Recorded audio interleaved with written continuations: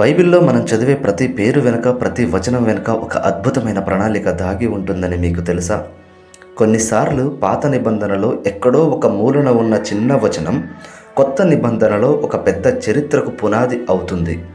ఈరోజు మనం చూడబోయేది అలాంటి ఒక అద్భుతమైన కనెక్షన్.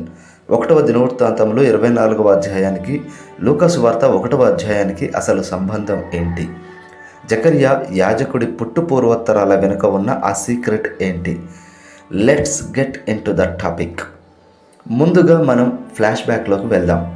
రాజుల కాలంలో, ముఖ్యంగా దావీదు రాజు సమయంలో యాజక సేవను క్రమబద్ధీకరించడానికి ఒక పద్ధతి ఉండేది. 1వ దినవృత్తాంతములు 24:10లో మీరు గమనిస్తే యాజకులను 24 తరగతులుగా, డివిజన్స్గా విభజించారు. ఎందుకంటే దేవుని ఆలయంలో సేవ అనేది అయోమయంగా కాకుండా ఒక క్రమ పద్ధతిలో జరగాలి. అక్కడ చీట్లు వేసినప్పుడు 8వ చీటి ఎవరికి వచ్చిందో తెలుసా? అబీయాకు. అవును, అబీయా అనే వ్యక్తి ఆ 8వ తరగతికి నాయకుడు.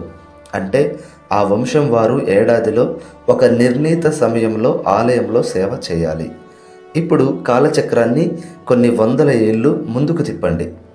మనం క్రొత్త నిబంధనలోకి లూకా 1:5 దగ్గరకు వద్దాం. అక్కడ మనకు జకర్యా అనే ఒక భక్తిగల యాజకుడు కనిపిస్తాడు.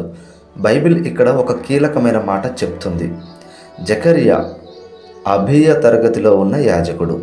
చూశారా?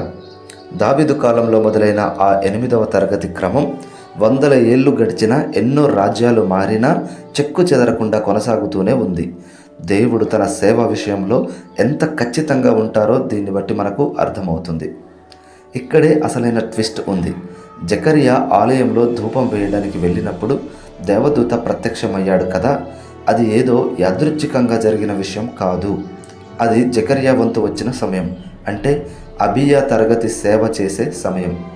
ఆ సమయంలోనే బాప్తిస్మమిచ్చే యోహాను జననం గురించి ప్రకటన జరిగింది. ఇక్కడ గమనించాల్సిన విషయం ఏంటంటే, దేవుడు తన వాగ్దానాలను నెరవేర్చడానికి సరైన సమయం కోసం చూస్తాడు. 1. 2, మనం నమ్మకంగా మన బాధ్యతలో, అంటే మన తరగతిలో ఉన్నప్పుడు దేవుని దర్శనం కలుగుతుంది. తన తరగతిలో తను ధూపం వేయడానికి వెళ్ళినప్పుడు తనకు కలిగినట్లుగా మనం కూడా మన బాధ్యతలో దేవుని పని నిర్వర్తిస్తూ ఉన్నప్పుడు దేవుని దర్శనం కలుగుతుంది.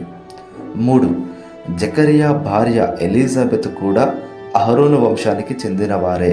అంటే ఆ ఇల్లు పూర్తిగా దేవుని సేవకు అంకితమైన పవిత్రమైన పునాది మీద కట్టబడింది. సో ఫ్రెండ్స్, 1వ దినవృత్తాంతములలో చెప్పబడిన ఆ 8వ చీటి లూకా సువార్తలో ఒక గొప్ప పరిచర్యకు ద్వారం తెరిచింది. మీ జీవితంలో కూడా మీరు చేసే చిన్న పని లేదా మీకు అప్పగించబడిన చిన్న బాధ్యత వెనుక దేవుని పెద్ద ప్లాన్ ఉండొచ్చు. జకర్యాలా మీరు మీ పనిలో నమ్మకంగా ఉంటే అద్భుతాలు మీ ఇంటి తలుపు తడతాయి. ఈ కనెక్షన్ గురించి మీకు ముందే తెలుసా, లేదా ఇప్పుడే మొదటిసారి వింటున్నారా? కింద కామెంట్ సెక్షన్లో నాతో షేర్ చేసుకోండి. ఇలాంటి మరిన్ని ఇంట్రెస్టింగ్ బైబిల్ ఫ్యాక్ట్స్ కోసం మన ఛానల్ని సబ్స్క్రైబ్ చేసుకోండి. Thank you for watching.